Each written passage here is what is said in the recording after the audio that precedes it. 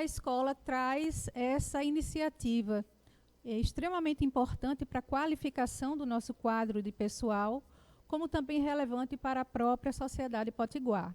Então, vocês aqui representam o impacto positivo dessa ação da escola para que a gente venha a contribuir para a reflexão, produção de conhecimento e disseminação de estudos e pesquisas que se voltem para a nossa realidade local.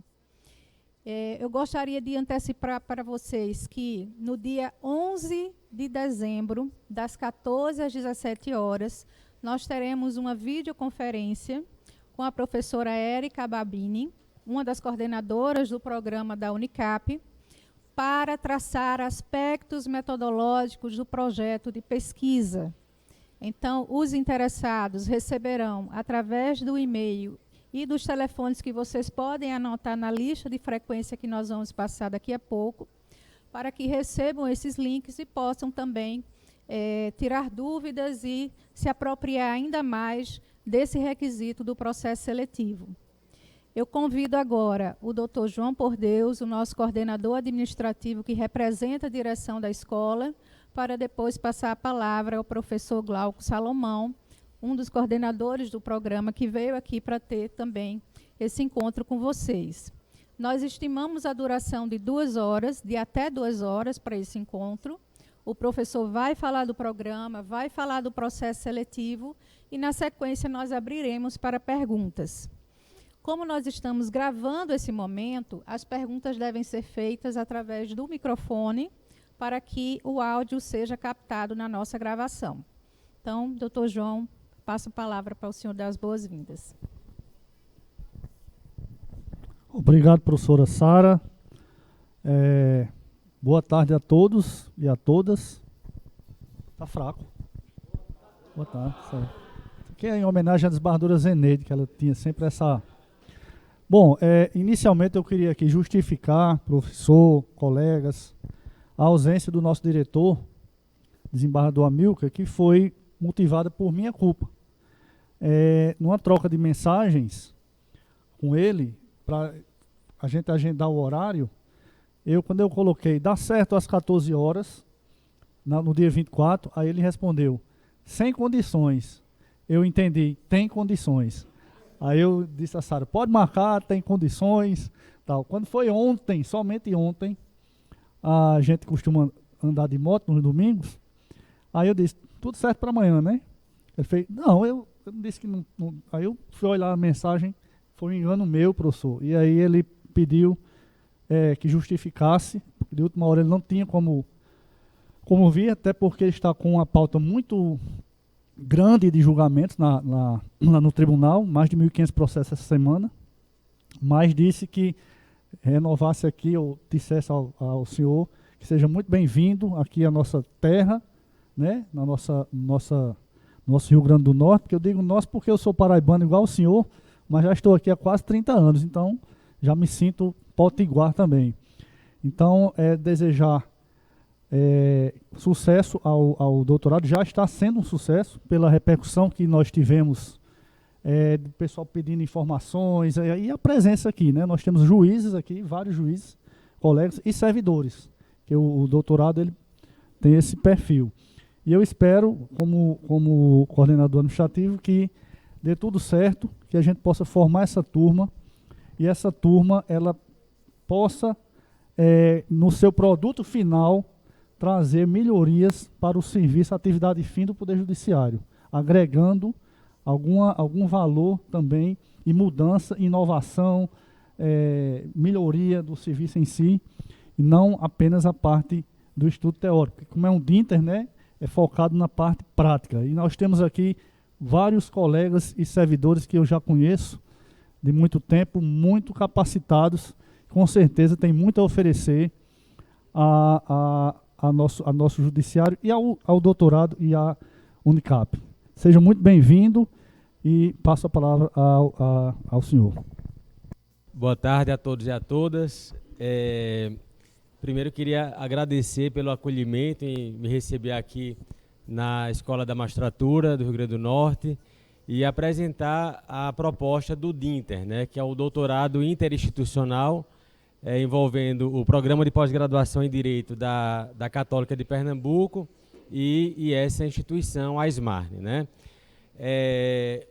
Esse projeto que agora está sendo apresentado, ele foi construído um esforço coletivo, né, envolvendo não só o PPGD, eu participei diretamente, a professora Érica Babini, Sara, Severino, que está aqui também.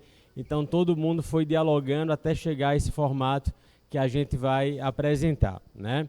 E antes de eu entrar num detalhamento maior sobre o processo seletivo, a estrutura do curso, acho que é importante a gente situar um pouco o PPGD, digamos, num sistema nacional de pós-graduação, para que a gente saiba em que universo a gente está situado aqui, né?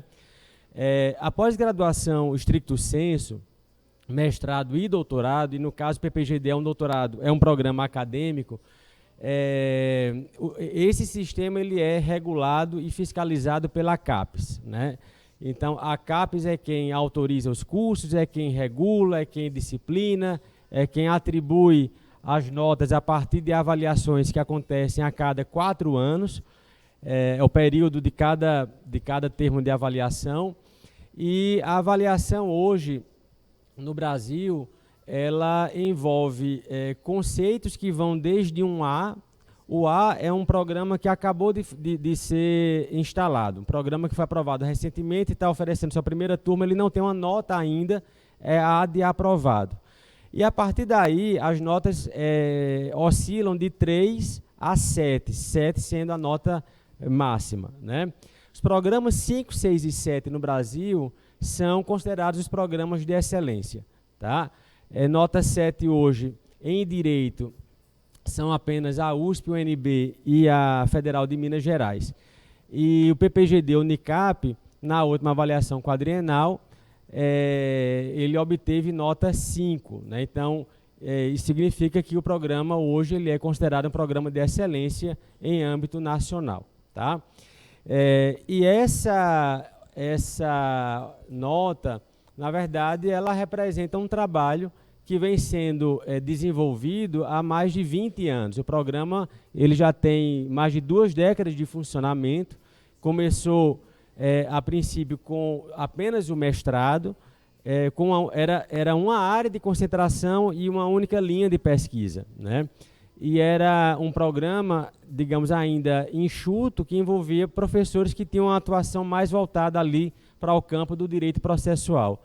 E a partir do momento em que o programa foi se expandindo, se consolidando, depois obtivemos uma nota maior e isso permitiu apresentar uma proposta do curso de doutorado em Direito, que foi aprovado, e daí seguimos essa trajetória que completou agora recentemente mais de 2 décadas, formando mestres e doutores em Pernambuco, né? O DINTER nada mais é do que ofertar o curso que já existe na sede, no caso aqui agora em Natal, tá? O DINTER para doutorado, o MINTER para mestrado interinstitucional, como vocês conhecem.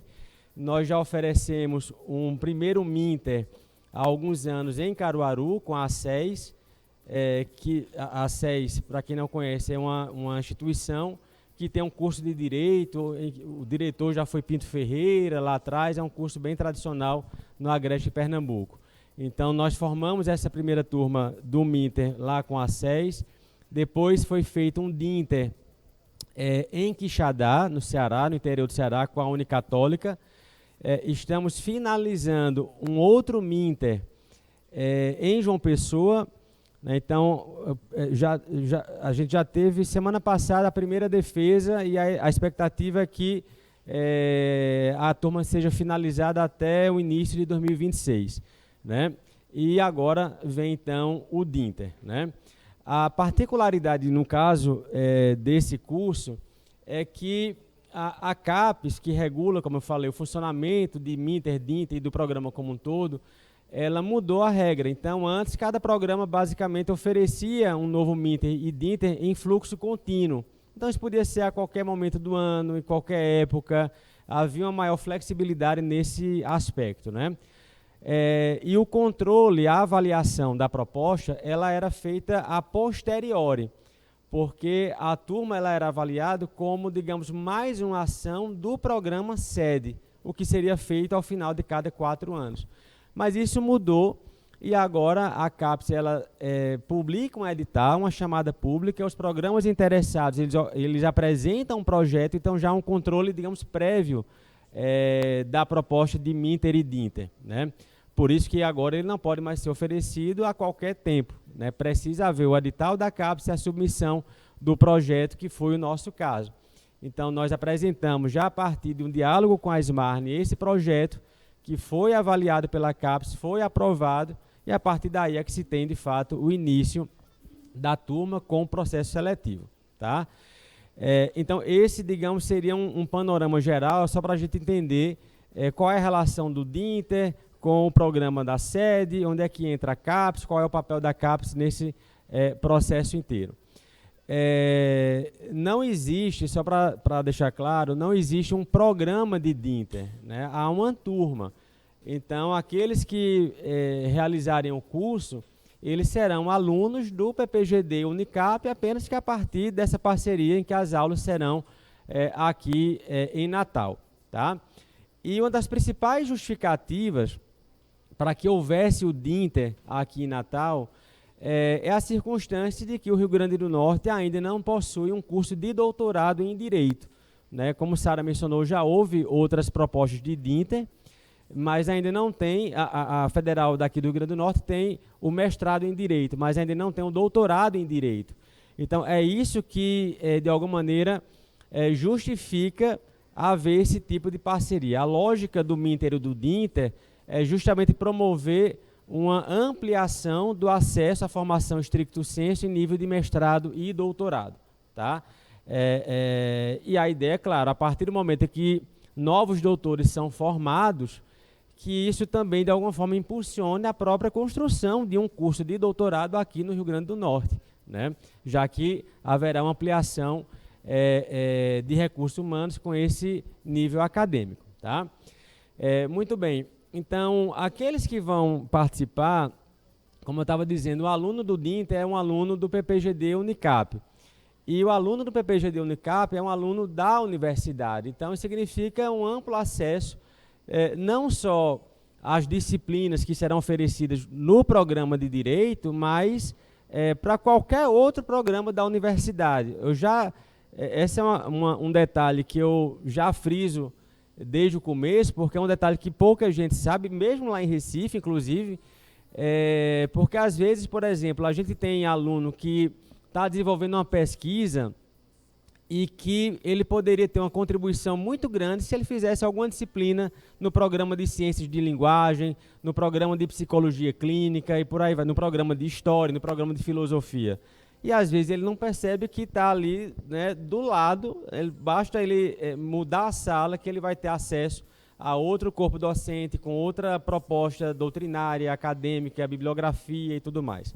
Então, esse acesso também é assegurado a todos os alunos do Minter, do Dinter, isso sem nenhuma diferença. Da mesma forma, o aluno do Dinter, ele também vai ter acesso a todos os editais e todas as parcerias que o PPGD hoje possui, também em nível internacional, né? Essa tem sido digamos, uma tarefa que a gente vem ampliando ao longo dos anos, que é de promover uma maior internacionalização. Internacionalização significa, basicamente, no caso para os alunos, uma mobilidade de mestrandos e doutorandos para que eles possam, por exemplo, fazer um período de pesquisa em uma universidade estrangeira com a qual o programa tem alguma parceria, né? Ser recebido por um professor parceiro nosso também em uma universidade estrangeira. Isso envolve, normalmente, né, o modelo do doutorado sanduíche, que é uma categoria que a CAPES tem, inclusive, com financiamento com bolsa, e também envolve a possibilidade, né, aí vai depender da instituição, do tempo, enfim, há uma particularidade aqui, que é a possibilidade de cotutela, né? O que é a cotutela? É o fato de um aluno, por exemplo, vinculado ao PPGD Unicap, seja SEDE ou Dinter, ele passar um período em uma universidade estrangeira parceira do programa e, quando ele defender, ele vai obter 2 diplomas, o diploma pela Unicap e o diploma pela universidade estrangeira, né? Então, por exemplo, as universidades com as quais a gente tem uma parceria mais consolidada para cotutela são a Universidade de Pisa, na Itália. Então, nós temos já vários alunos que entraram pela universidade, cumpriram créditos, foram para Pisa, cumpriram também um período de pesquisa em Pisa e defenderam. Então, eles também têm o título de doutor na União Europeia, porque aí, no caso da Itália, vale para toda a União Europeia, né? E agora, por exemplo, eu estou com uma orientanda que está em cotutela na Universidade de Valência, na Espanha. Então, ela foi até no começo para um doutorado sanduíche, mas depois ela conseguiu preencher os requisitos para daí ficar também na cotutela. Então, todo esse arranjo, né, ele também é acessível aos alunos do DINTER. Então, estou deixando aqui só algumas coisas a título até de curiosidade, para que também não se pense que fazer o DINTER é só esse contato aqui em Natal. Não, é algo que vai muito além, né? Aqui, digamos, é a ponta do iceberg, é uma dimensão da proposta, tá joia? Então, todo aluno do DINTER vai ter também, como eu disse, acesso a todos esses editais, a essas oportunidades de internacionalização, de mobilidade acadêmica, fomento, estímulo à produção, seja nacional, seja internacional e assim por diante, tá? Como é que funciona o programa, né? Qual é a área de concentração, como é que funcionam as disciplinas, só para ter uma noção geral aqui. O que era comum, né, digamos, no passado, né? Era comum no passado alguém fazer um mestrado ou um doutorado, por exemplo, em direito tributário, em direito processual, em direito constitucional, em direito civil. Basicamente, havia uma reprodução, digamos, das grandes áreas do direito, né, como a gente está acostumado, é algo que vem desde a graduação, né, das grades curriculares, e isso se refletia também na pós-stricto sensu. Só que, aos poucos, esse cenário também vai mudando, né? E inclusive, a partir de um estímulo da própria CAPES. Ou seja, olha, em vez de ficar todo mundo oferecendo um novo mestrado, um novo doutorado em áreas que já existem, né, por que não pensar em eixos temáticos, né, que vamos chamar aqui da área de concentração, tá? Então, a área de concentração, ela não é só processo, ela não é só constitucional, ela não é só tributário, ela não é só civil. A área de concentração, vamos pensar aqui como um grande guarda-chuva, que vai compreender vários temas que vão ser trabalhados de uma forma transversal. Essa é a proposta do PPGD e de outros programas que já existem pelo Brasil afora. Então, a área do PPGD é Direito, Processo e Cidadania, né? Então, de cara, o que eu chamo a atenção é que a própria área, ela tem, digamos, um apelo pragmático muito grande para quem atua na magistratura, para quem atua no Ministério Público, na advocacia, na defensoria, no sistema de justiça como um todo. Então, são explorados temas que fazem parte do dia a dia de quem atua em alguma dimensão da área do direito, né? Então, a grande área é Direito, Processo e Cidadania, que vai se dividir em 3 linhas de pesquisa.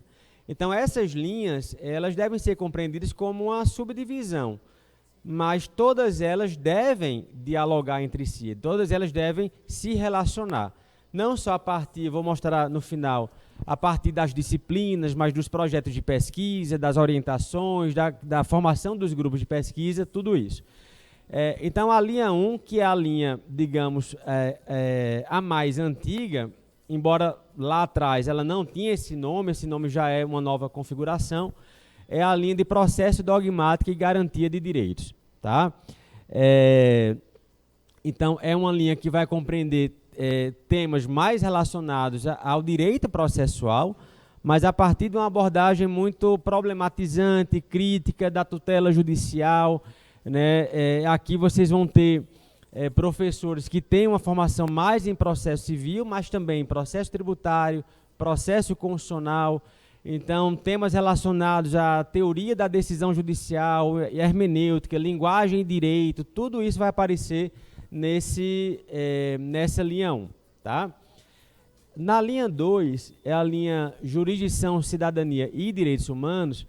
Aqui vai ser uma linha que vai englobar professores e pesquisas relacionadas à justiça restaurativa, criminologia crítica, proteção multinível de direitos fundamentais, questões relacionadas a gênero, violência, enfim, formas variadas de violência, tráfico de pessoas, tudo isso aparece nessa linha 2.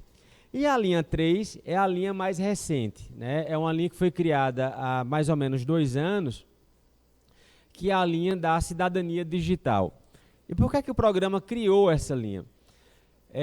Essa criação ela se deu de maneira quase que orgânica, né?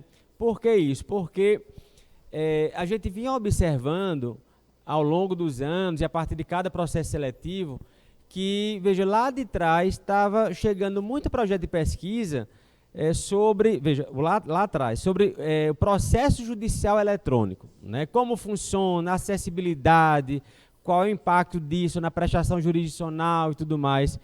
E essa temática começou a aparecer, outros temas correlatos também foram aparecendo, marco civil da internet, smart cities, tudo mais. E aí a gente tem um grande, digamos, uma guinada maior a partir da discussão sobre inteligência artificial, sobre o papel das redes sociais, internet, né, LGPD. Então o programa entendeu que era melhor criar uma nova linha, uma terceira linha, para que pudesse aprofundar de uma forma mais organizada as pesquisas com esse campo temático, né? Ou seja, as relações entre direito e novas tecnologias e como isso se reflete na proteção de direitos fundamentais, de inclusão, integridade da democracia e assim por diante, né? Então, tem essa nova linha aí, que é a linha 3. Inclusive, na linha 3 fazem parte, né, o professor Alexandre Pimentel, que é uma referência nacional nesse campo da inteligência artificial. Pimentel é docente do programa, é um dos fundadores do programa e é desembargador lá no TJPE. E Pimentel ele participou de um projeto em parceria com a UPE, que é a Universidade de Pernambuco, para desenvolver uma IA que tem sido aplicada lá no Tribunal de Justiça. Pelo menos a princípio, só no âmbito do tribunal, está ainda numa fase de teste, mas é uma ferramenta que foi usada por ele próprio, inclusive no início do ano passado, quando ele começou a aplicar, saiu notícia que foi um desembargador que zerou o gabinete, justamente usando a IA e tudo mais, né? Então, há essa preocupação também dessa discussão com o campo, né, pragmático aqui da aplicação do direito. Então, a estrutura é essa, né, a área de concentração, 3 linhas de pesquisa. Quando alguém vai se inscrever no DINTER, necessariamente você vai ter que escolher uma das 3 linhas de pesquisa, né, porque isso vai determinar quais são as disciplinas obrigatórias que você vai fazer, isso vai determinar a aderência do seu projeto com a linha de pesquisa. Isso é uma exigência da própria CAPES, quer dizer, o programa se propõe a formar pesquisadores e produzir conhecimento nesse campo temático. Essa é a proposta do programa. Então é natural que o estímulo seja para que haja o desenvolvimento de tese relacionada a alguma dessas 3 linhas, né, necessariamente. Agora, veja, são 3 linhas, mas que na prática elas se abrem para N possibilidades de assuntos, de projetos, de referenciais que vocês podem adotar. O funcionamento do curso do DINTER e do doutorado, né, então observe que esse é o arquivo que a gente usa também lá para Recife, a estrutura é exatamente igual e tem que ser igual, tá? A proposta do doutorado interinstitucional, ele envolve não só o cumprimento de disciplinas, né? Então, no caso de vocês, os professores virão a Natal, né, numa sistemática de aulas a cada 15 dias, sempre às quintas e sextas-feiras, né? Então não existe, não é possível no Brasil, por regulação da própria CAPES, um mestrado ou doutorado de forma online ou remota, né? O uso dessa ferramenta ela pode ser utilizada para algumas finalidades. Então, por exemplo, reunião de orientação, isso pode ser feito, uma banca de qualificação, até a banca final pode ser feita, mas o curso, a estrutura pedagógica, ela é presencial. Então, os professores virão para cá para oferecer as disciplinas que integrarão a grade do DINTER. Então, no doutorado, o que é que o aluno tem que fazer, né? Ele faz uma disciplina que é obrigatória do curso. Essa disciplina ela é comum a todo mundo, independentemente da linha de pesquisa, tá? Digamos, é obrigatória geral. Depois, tem uma obrigatória de linha. Então, cada linha de pesquisa vai ter uma cadeira que é obrigatória para que o aluno faça. Então, como eu disse, o aluno que se inscreve e escolhe a linha 3, Cidadania Digital, então ele vai cumprir a disciplina obrigatória da linha 3. Tá? O aluno que se inscreve na linha 2 vai cumprir a obrigatória da linha 2. No caso do DINTER, como a necessidade de deslocamento para cá, todas as obrigatórias serão ofertadas, né? Tanto a obrigatória geral, quanto as obrigatórias de cada uma das 3 linhas. A obrigatória da linha 1, da linha 2 e da linha 3. Tá? Por quê? Porque a partir daí, as outras serão eletivas. Então, não vai fazer diferença se você escolheu a linha 1, ou a linha 2, ou a linha 3. Tá? Pode falar.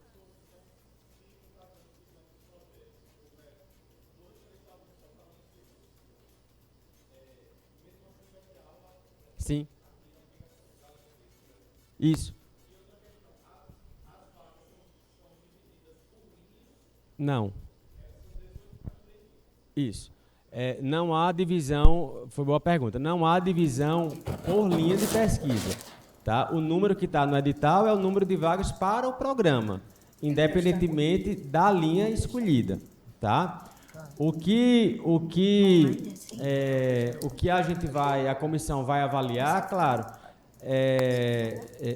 fazer a distribuição sempre de forma equilibrada, de acordo com a disponibilidade de orientação dos professores de cada linha.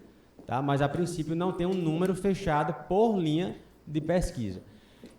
Isso também já é resultado de uma experiência, né, de anos anteriores. Então, por exemplo, por que é que não é interessante haver essa divisão de vagas por linha? Porque já teve situação em que a gente percebeu o seguinte: a gente tem bons projetos, muitos bons projetos, que estão sendo apresentados, digamos, para a linha 3, para ficar nesse exemplo, né? Mas o número de projetos meio que já ultrapassou a quantidade de vagas.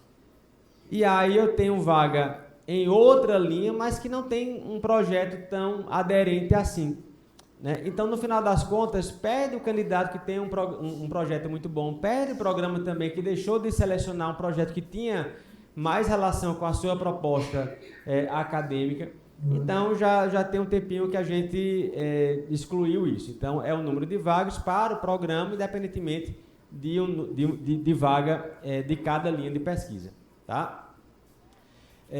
Então, é uma obrigação. Rapidinho, uma pergunta. No caso, todos os orientadores vão ser os professores do programa em si? Não serão orientadores vinculados, por exemplo, à Smartne? Não, como é? Não, os orientadores das teses vão ser os orientadores, são os professores que vão estar listados lá, no programa de vocês, não vão ser professores vinculados à Smartne? Não, toda a parte acadêmica, ela é da sede, ela é da Universidade Católica. Então, as aulas serão oferecidas pelo corpo docente de lá. O que não impede, muito pelo contrário, isso vai acontecer, o que não impede que haja a inclusão, né, como, por exemplo, algum magistrado daqui do Rio Grande do Norte, com doutorado, ele pode eventualmente participar de alguma disciplina, ele pode também co-orientar algum aluno aqui do DINTER. Então, esse arranjo ele pode ser feito. E é importante que haja essa integração também, tá? Mas essa parceria ela se daria na função de uma coorientação, tá joia? Então, nós temos ali obrigatória do curso, obrigatória de linha, 4 disciplinas eletivas, tá? Uma disciplina que a gente chama de seminário de tese, que não é uma disciplina, digamos, conteudística, é uma disciplina voltada à discussão do projeto de tese, tá? Então, quer dizer, o doutorado ele tem 4 anos, então normalmente seria apresentado ali no final do 2º ano, mais ou menos isso, porque já pressupõe que você já fez as disciplinas, já, né, viu muita coisa, leu muita coisa, discutiu, o projeto que você entrou não necessariamente é igual, porque talvez você já tenha pensado em outra coisa, tenha feito algum ajuste no projeto, né, o que é natural também. Mas nesse momento aqui, no seminário de tese, a ideia é discutir o projeto, né? Onde é que ele está bom, onde precisa melhorar, se está faltando algum problema metodológico, se, digamos, o projeto em si ele tem uma proposta muito ambiciosa, no sentido que acaba sendo inexequível, né, diante de, como a gente já teve, o volume de dados que um aluno queria analisar era muito alto. Então, é preciso haver um ajuste, um recorte para que isso seja viabilizado dentro do tempo de um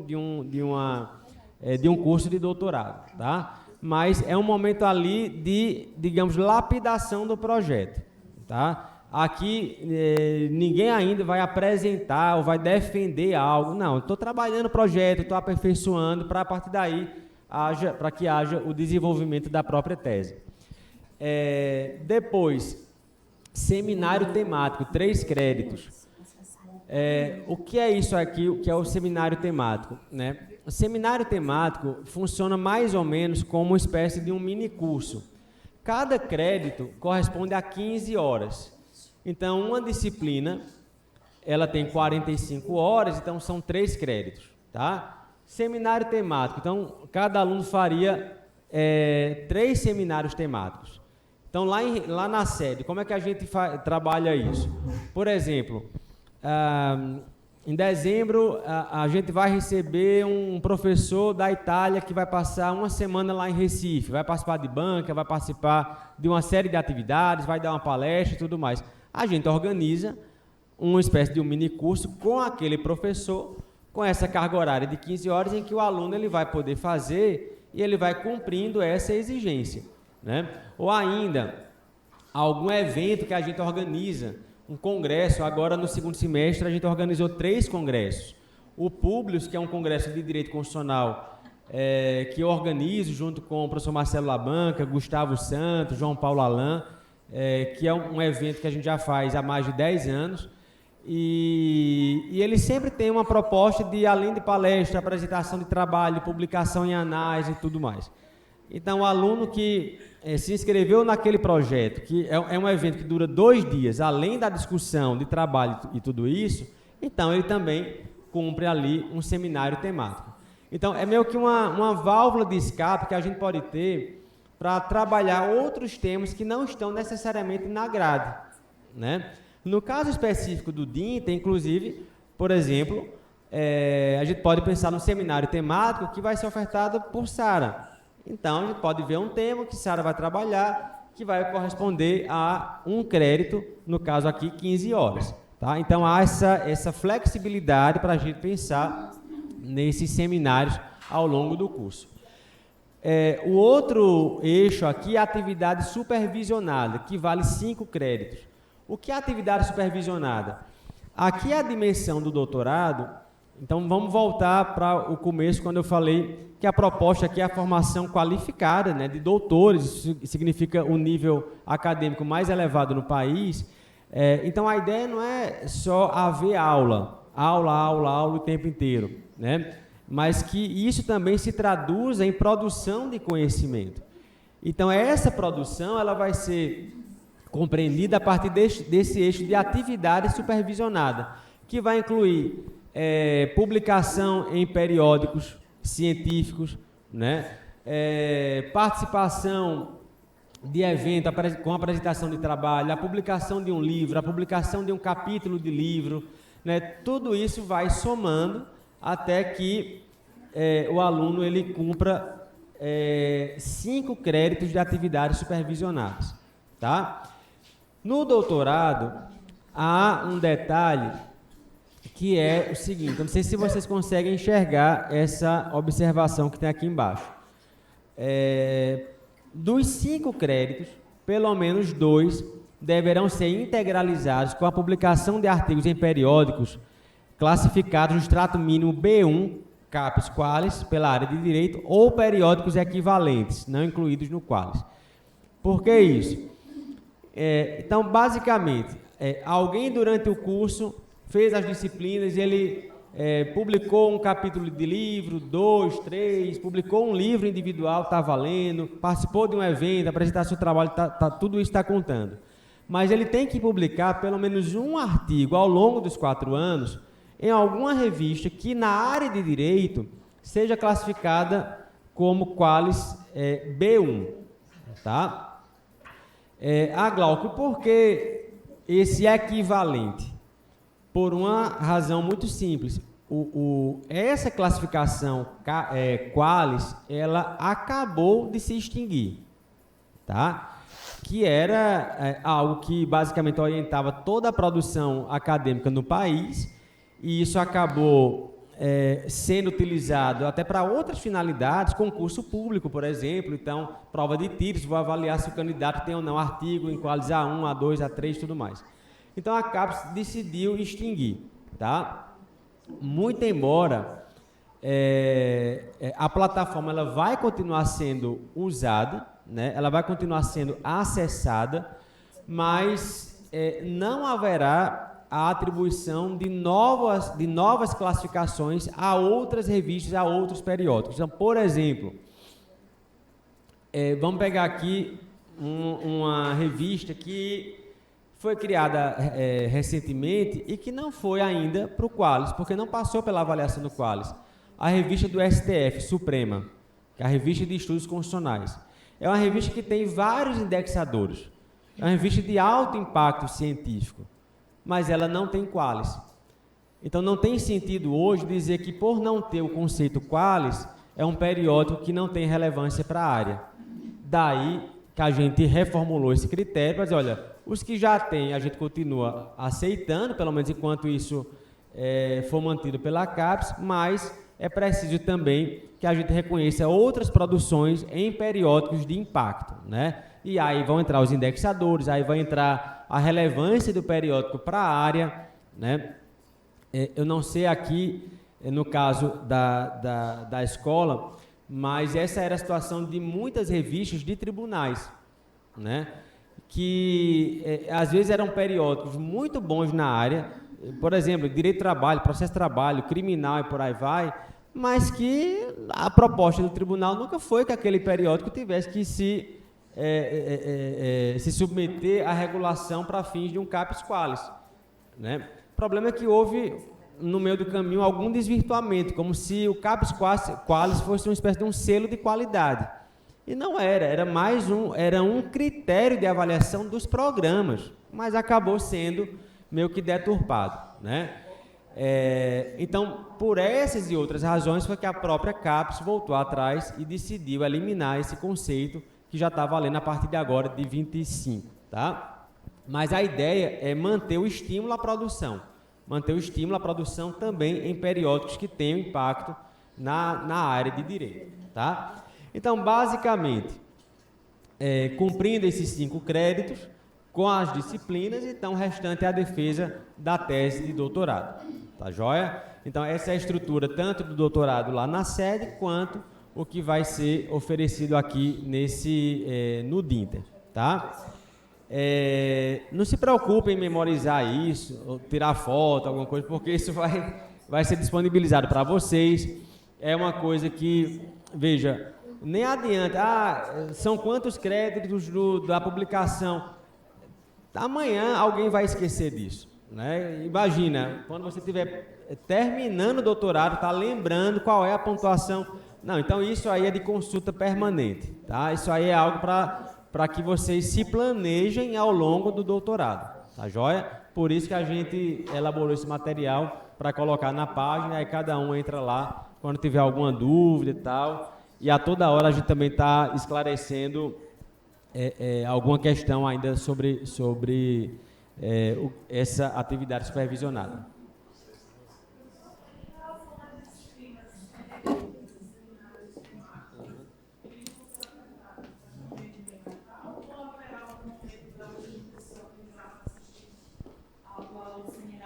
Pedir para você fazer de novo, por favor. Eu gostaria de saber, em relação às disciplinas eletivas e aos seminários temáticos, se eles vão ser ofertados aqui em Natal ou se em algum momento a gente precisará se organizar para assistir, né, essas aulas em Recife? Não, veja, todas as aulas elas vão ser ofertadas aqui em Natal, presencialmente, né?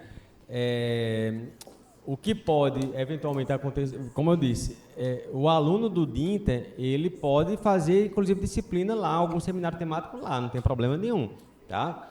Mas toda a estrutura do programa, ela vem para cá, tá? Ela vem para cá.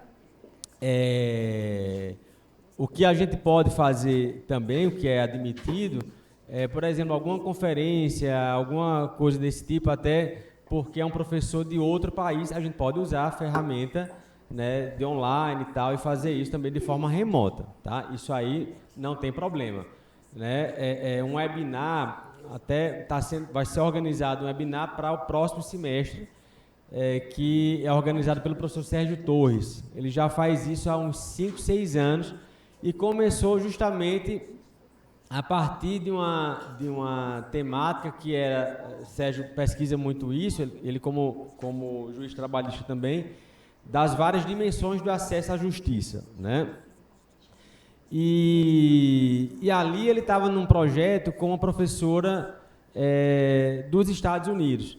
Então ele montou um projeto que envolvia docentes daqui do Brasil, da Católica, mas não só da Católica, professores de fora, mas pela própria natureza isso tem que ser feito de forma online. Então isso aí não tem problema, tá? E quando isso acontecer, isso vai ser ofertado não só para o DINTER, mas para os alunos de lá também. Então, para que haja essa interação aí entre vocês, tá joia? Com relação às disciplinas, não se assustem aqui que eu vou mostrar a grade inteira. Veja, isso é tudo que é oferecido no âmbito do programa, tá? Então, da linha 1, processo dogmático e garantia de direitos, a obrigatória geral do doutorado, aqui, né? É essa aqui, teoria contemporânea do Estado e da sociedade. Essa é a cadeira que todo mundo faz, seja no DINTER, seja na sede. A obrigatória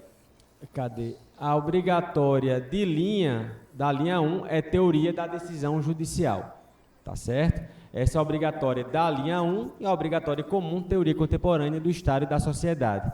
Todas as outras aqui são eletivas, que podem ser ofertadas ou não. Na sede, o que a gente costuma fazer é cada professor oferece uma disciplina por ano.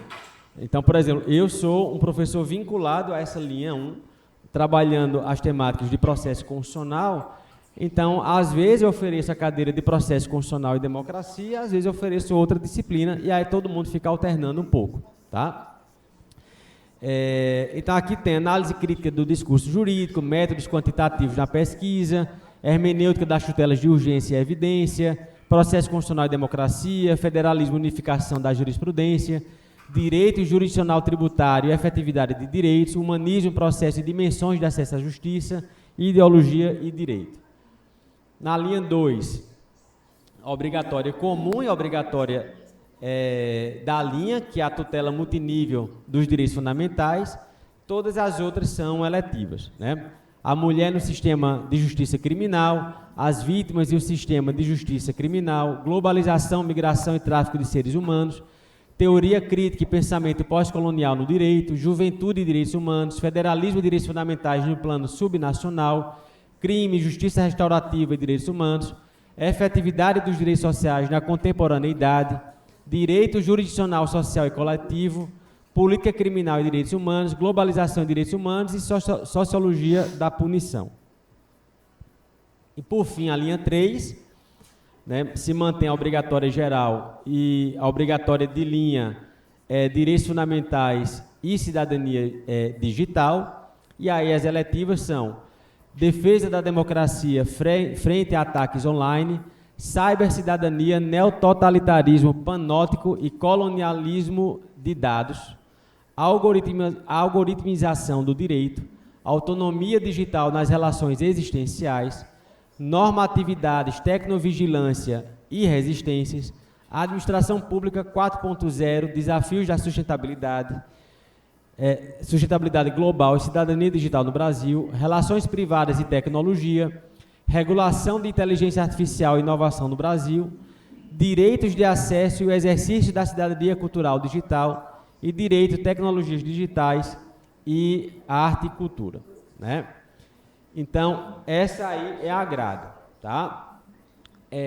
Uma pergunta que talvez alguém tenha: quais são as disciplinas eletivas que vão ser ofertadas, né? Porque as obrigatórias necessariamente serão ofertadas. As eletivas, elas vão ser ainda definidas posteriormente de acordo com as demandas dos projetos de pesquisa que forem aprovados, tá? Para evitar, por exemplo, que haja a oferta de uma disciplina que não está dialogando com ninguém. Então, essa disciplina, pelo menos na proposta daquele grupo, ela não vai ter muito sentido, tá? Por isso que essa definição fica para um momento posterior, tá bom? Então, essa é a proposta, gente. Só para finalizar, no programa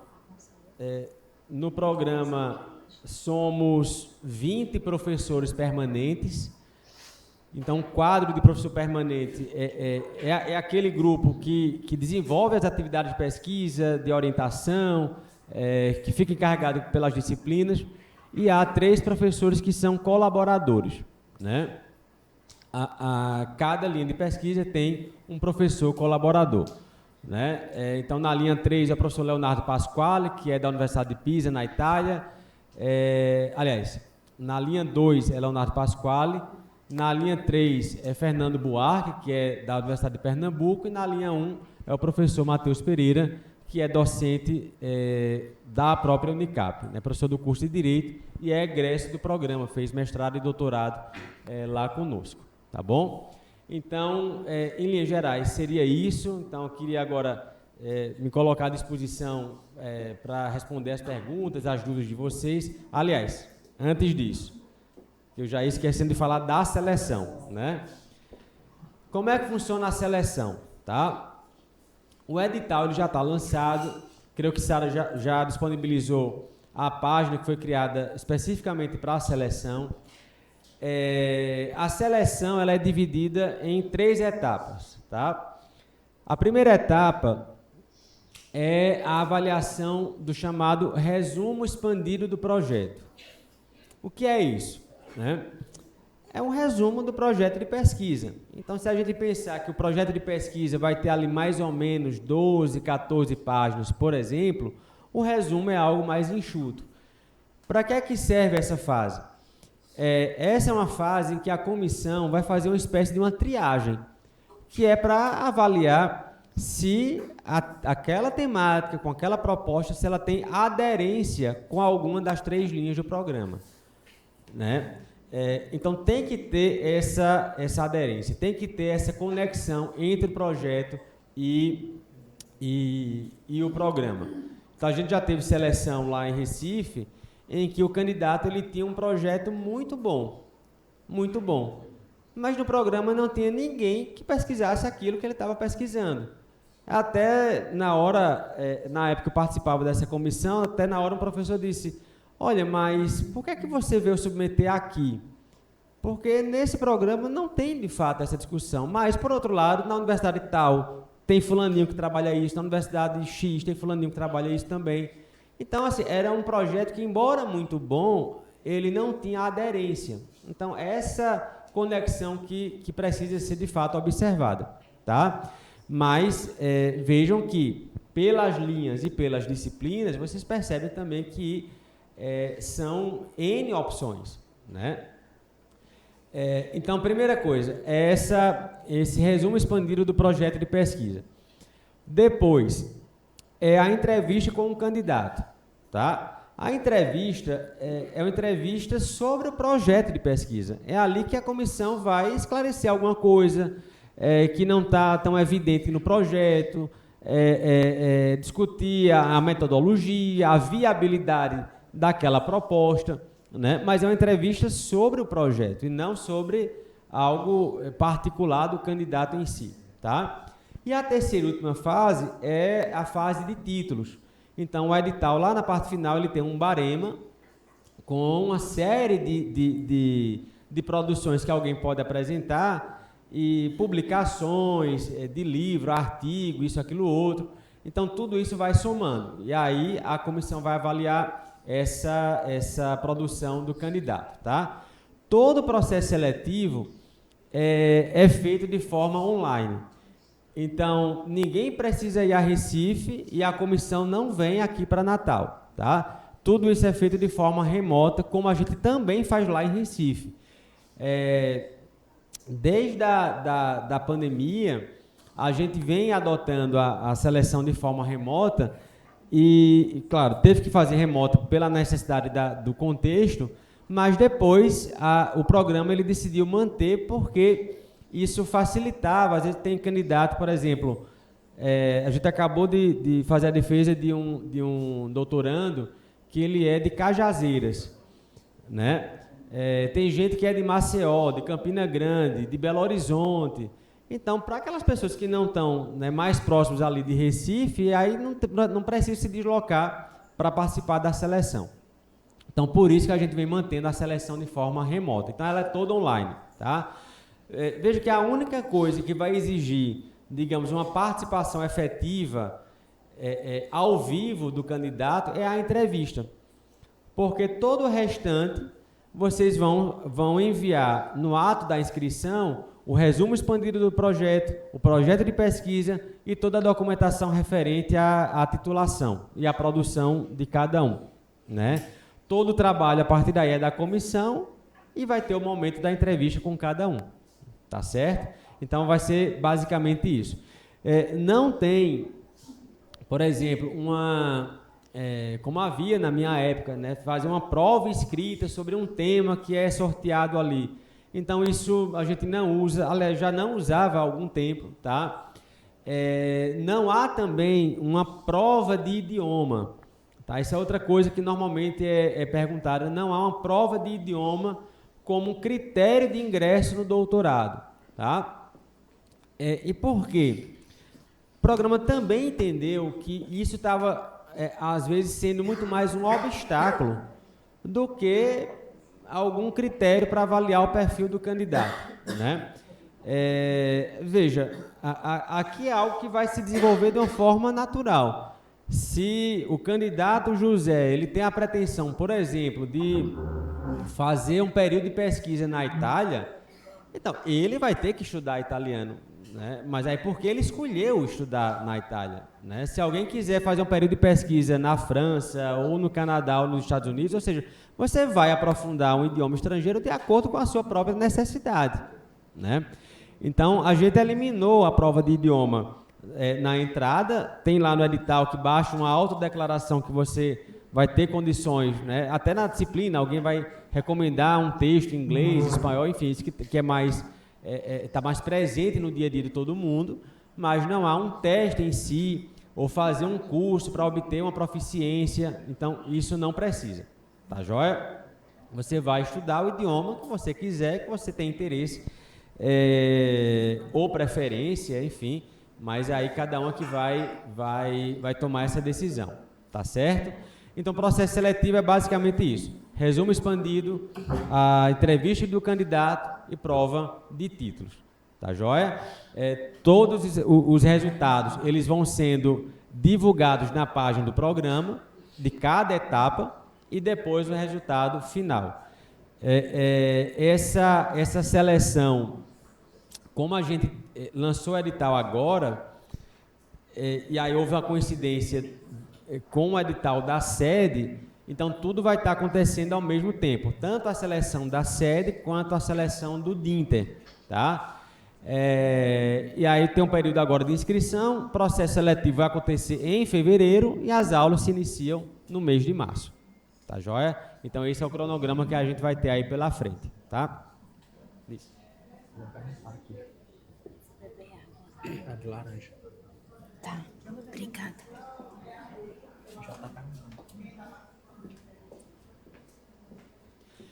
Isso. A entrevista, como eu disse, a entrevista é sobre o projeto, tá? Então você vai ter um período ali para apresentar o projeto. Só considere o seguinte, que a banca já vai ter lido o teu projeto, né? A banca ela já vai ter acesso a toda a tua documentação antes da entrevista. Mas aí você vai ter um momento para apresentar, enfatizar o que você considera mais relevante, tudo. Uma apresentação muito simples, não é uma defesa de 20, 30 minutos.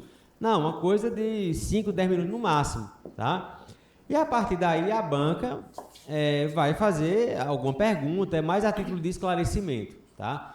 Via de regra, esse é um momento em que vai ser avaliado, né? A aderência do projeto, né? A metodologia, a originalidade, que é uma característica do doutorado, né? O que também vai refletir um nível de densidade do projeto, de aprofundamento, a demonstração de um conhecimento mais verticalizado sobre aquela temática.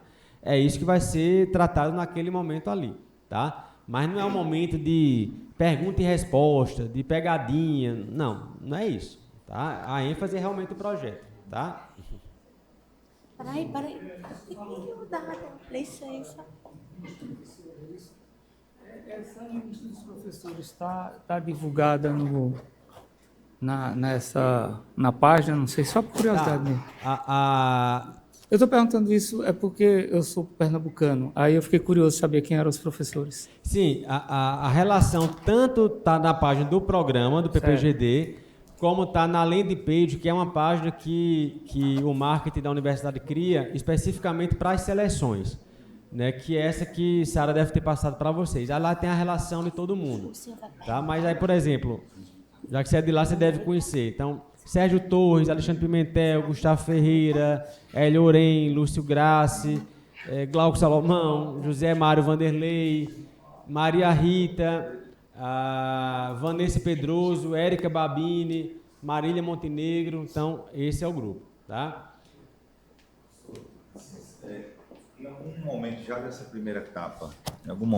primeira etapa, será necessária a indicação de orientador ou por geração espontânea, de acordo com o tema escolhido pelo candidato, o próprio programa vai acomodar ali?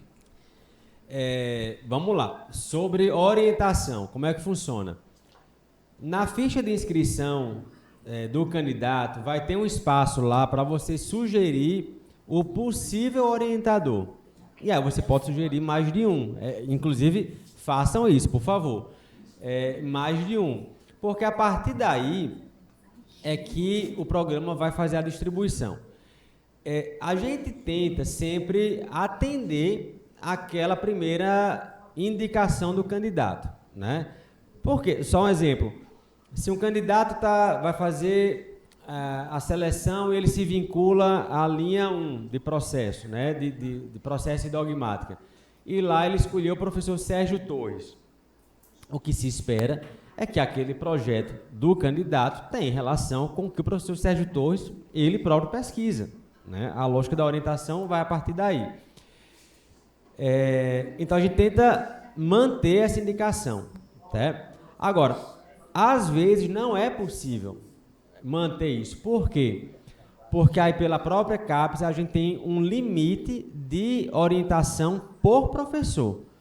Então, se eventualmente Sérgio Torres é um professor que já tem um número já muito alto de orientandos, então ele não vai mais poder receber novos orientandos até que os antigos defendam, tá? Então, a gente tem que ter esse olhar de fazer uma distribuição equilibrada entre os candidatos e os professores do programa, tá joia?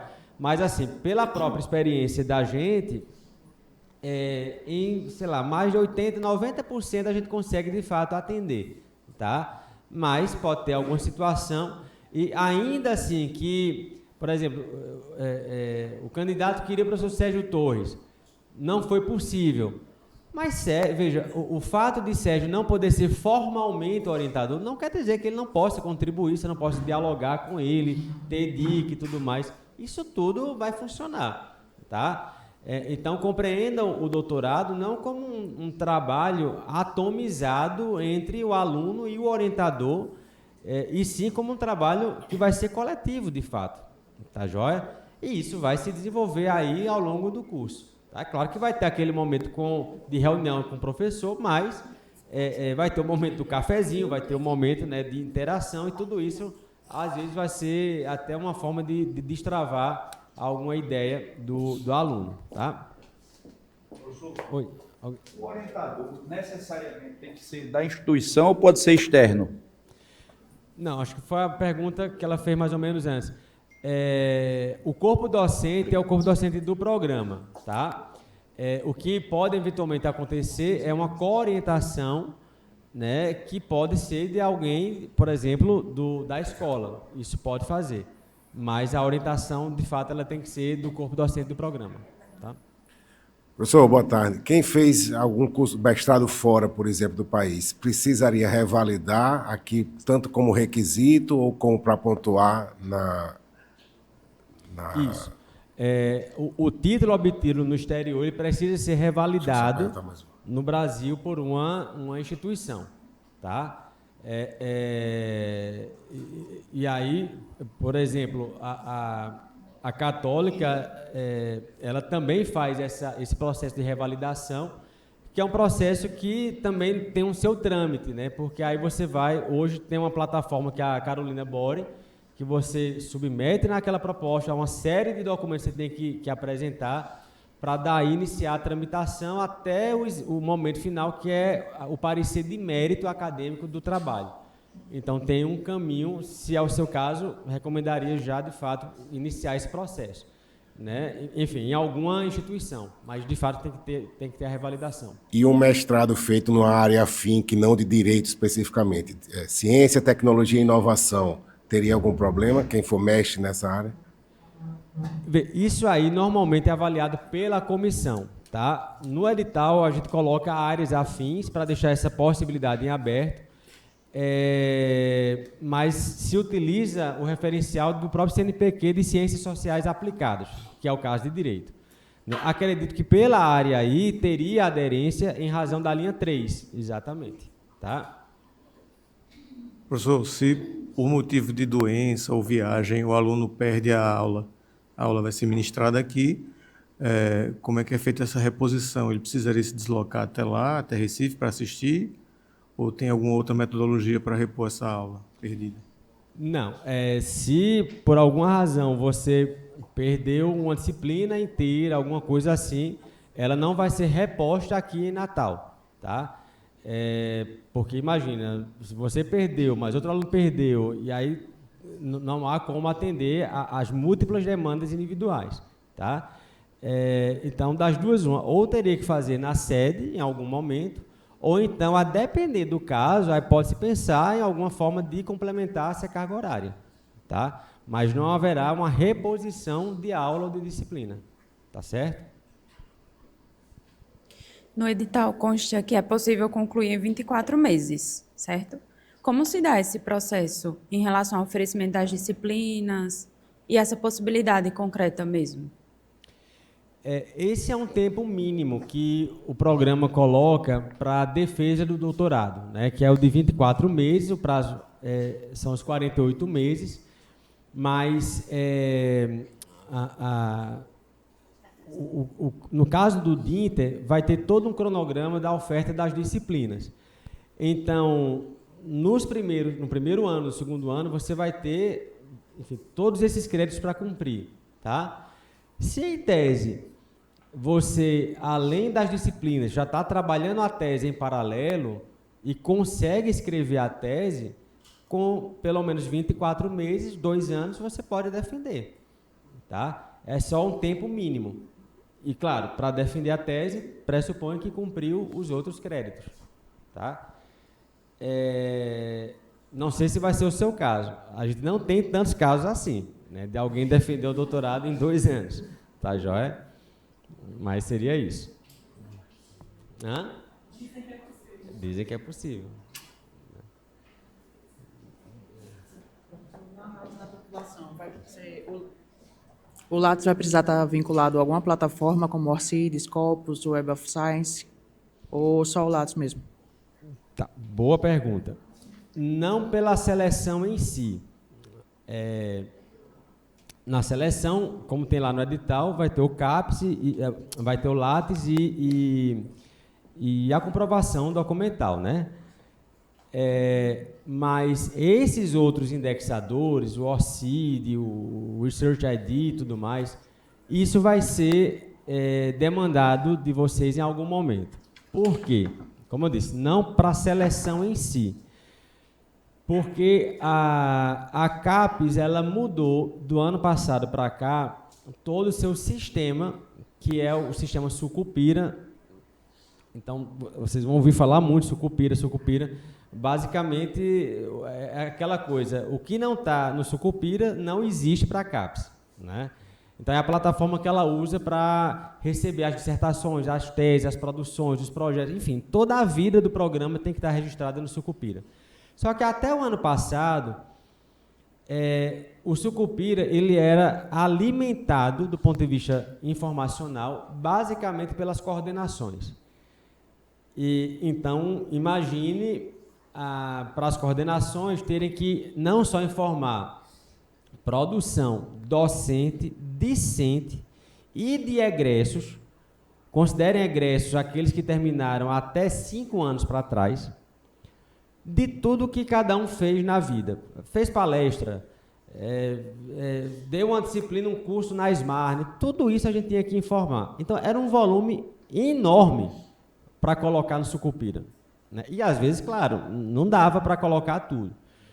Aí, o que é que a CAPES finalmente fez? Mudou a sistemática e mudou a estrutura. Então, a ideia agora é que ela vai usar o que ela chama de identificadores. Então, a partir do momento em que eu tenho como identificador o meu currículo Lattes, o ORCID, por exemplo, a plataforma importa esses dados dessas outras plataformas. O Sucupira importa os dados dessas outras ferramentas. Tá? Então, não é mais a coordenação que vai colocar item por item o que o professor fez ou o que o aluno fez. Só que o aluno vai ter que estar com o seu ORCID atualizado, o aluno vai ter que estar com o seu Lattes atualizado, porque é a partir disso que esses dados vão ser extraídos. Tá? Então, é assim que vai funcionar. Né? É mais ou menos, fazendo uma comparação aqui, mais ou menos como o Gov, né? Que você adere àquela plataforma e ele está integrado com outras ferramentas que têm acesso aos nossos dados. É basicamente isso. Então, por exemplo, as universidades elas aderem a esse modelo. A gente não precisa mais, como era antigamente, enviar o arquivo da tese do aluno. Não, porque quando ele depositar na biblioteca, pelo próprio acesso ao repositório da biblioteca, a CAPES já vai ter acesso à tese daquele aluno. Tá? Então, nesse sentido, foi uma mudança muito grande. Mas envolve uma mudança também de cultura. Porque, basicamente, quem tinha acesso ao Sucupira até o ano passado era quem estava em gestão. Mas agora é quem está em gestão, são todos os professores, todos os alunos, todo mundo vai ter que fazer isso agora. Tá? Mas vai precisar, não para seleção. Tá?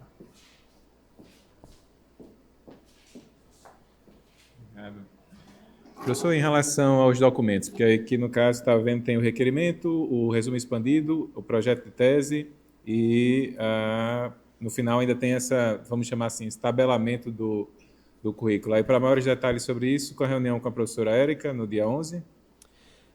Vamos lá. A professora Érica Babini, ela vai ser a coordenadora acadêmica do DINTER representando a Unicap, haverá uma coordenadora local da SMARN, que é a doutora Kate, né?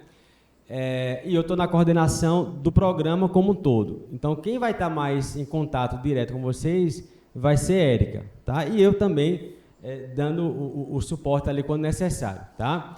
Esse encontro que Érica marcou é o encontro para trabalhar o projeto de pesquisa, né? Tentar ali dar uma orientação sobre como elaborar um projeto de pesquisa, que é uma demanda que, de fato, a gente recebe com alguma frequência, principalmente nesse momento da seleção. Alguém pode dizer, mas faz tempo que eu fiz projeto, eu estou enferrujado, eu tenho dúvida se é para colocar isso, aquilo, outro. Então, a proposta dela é tentar auxiliar os interessados na construção do projeto de pesquisa. A metodologia, referenciais, se vai usar, sei lá, método quantitativo, qualitativo, pesquisa empírica, pesquisa teórica, dogmática, sociológica. Então, a preocupação é mais essa.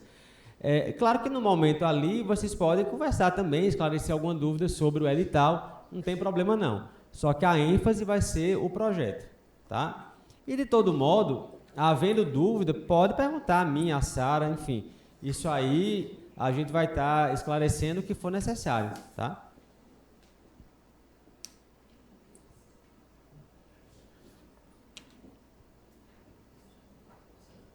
Ninguém mais? Tudo certo? Haverá alguma possibilidade de aproveitamento de disciplina de mestrado? Haverá alguma possibilidade de aproveitamento de alguma disciplina de mestrado durante o curso, né? O regimento da universidade permite um aproveitamento de até 2 disciplinas, mas a depender da época que você concluiu, né? Eu não me recordo agora, só para não dar uma resposta errada, mas eu acho que que terminou até 3, 4 anos, alguma coisa assim, tá joia? Mas aí eu posso te confirmar depois essa informação, tá? Professor, aqui na parte da pontuação do Lattes, tem assim, publicação de artigo completo em revista, aí tem A1, A2, B1 e B2. No caso, A3 foi só, esqueceram de colocar em relação a essa mudança? Aí falta um adendozinho, então falta acrescentar A3 e A4, pronto. Tá, fazer okay. Uma complementação, foi bom. E a última, com relação a esse preenchimento, né, da tabela, aí o senhor falou da comprovação. Eu fico imaginando, é tudo virtual, como é que se comprova? Manda o xerox dos artigos? Eu fiquei na dúvida. Manda de tudo, da produção. De tudo que você indicar que fez no Barema. No edital ele tem dizendo que você vai juntar a capa do livro, tem o ISSN, essas... Perfeito, tá ok. Veja, só um detalhe aí, para você não mandar um arquivo em PDF com 5.000 páginas. No Barema tem um limite de pontuação por categoria. Então, se você já atingiu aquele limite, não precisa colocar mais, tá joia? Mas, se você tem, por exemplo, um arquivo publicado numa revista virtual, faz o download, manda com o formato PDF, tá joia? Se é um livro impresso, a mesma coisa, digitaliza, faz em PDF e manda, tá?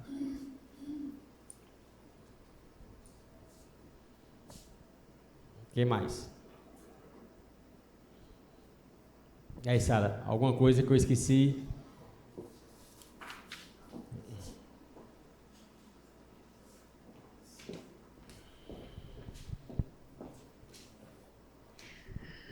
Eu acho que as dúvidas sobre o processo seletivo e o programa foram contempladas.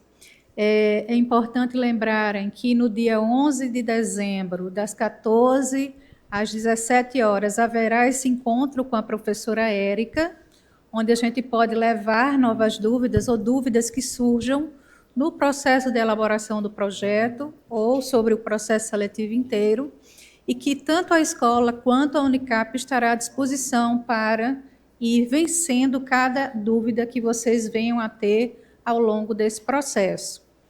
As inscrições são até o dia 29 de janeiro, né, feitas pela internet. Existe uma página do programa criada apenas para a turma do DINTA, onde vocês têm acesso a todas as informações pertinentes ao programa e pertinentes ao processo seletivo. E a gente está à disposição não só a escola, mas a própria Unicap, através do professor Glauco e da professora Érica, para ajudarem vocês em qualquer etapa desse processo seletivo. Então, eu queria agradecer, professor, a sua vinda aqui na nossa escola, aos esclarecimentos sobre o programa e o processo seletivo. Eu gostaria também de mencionar o nosso agradecimento a cada um que veio aqui hoje estar conosco para conhecer o programa pessoalmente.